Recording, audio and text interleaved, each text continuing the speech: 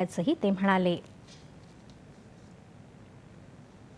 कोणत्याही देशाच्या संस्कृतीची अभिव्यक्ती कलेच्या माध्यमातून होत असते असं सांगून भारतात सुफी परंपरेनं आपली वेगळी ओळख निर्माण केल्याचं पंतप्रधान नरेंद्र मोदी यांनी म्हटलं आहे. नवी दिल्लीत सुंदर नर्सरी इथं जहान ए खुसरो 2025 या भव्य सुफी संगीत महोत्सवात ते आज बोलत होते. सुफी संतांनी मशीद किंवा धर्मशाळा यापुरतंच स्वतःला मर्यादित ठेवलं नाही.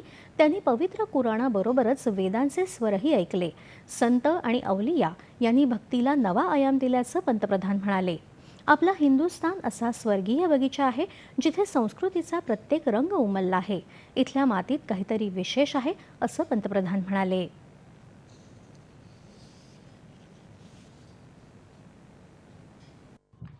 भारत में सूफी परंपरा ने अपनी एक अलग पहचान बनाई।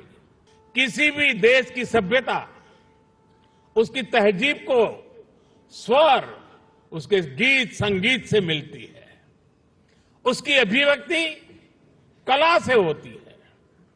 हजरत खुसरो कहते थे, भारत के संगीत में एक सम्मोहन है। भारतीय संगीत के इस समंदर में सूफी संगीत एक अलग रौ के तौर पर आकर मिला था और इस समंदर की खूबसूरत लहर बन गया। जब सूफी संगीत और शास्त्रीय संगीत की वो प्राचीन धाराएं एक दूसरे से जुड़ी तो हमें प्रेम और भक्ति की नई कल सुनने को मिली। चित्रपट निर्माते आणि कलाकार मुझफ्फर अली यांनी 2001 साली सुरू केलेला रूमी फाउंडेशन तर्फे आयोजित हा महोत्सव यंदा आपलं 25वे वर्ष साजरं करत असून 28 फेब्रुवारी ते 2 मार्च या कालावधीत हा महोत्सव रंगणार आहे.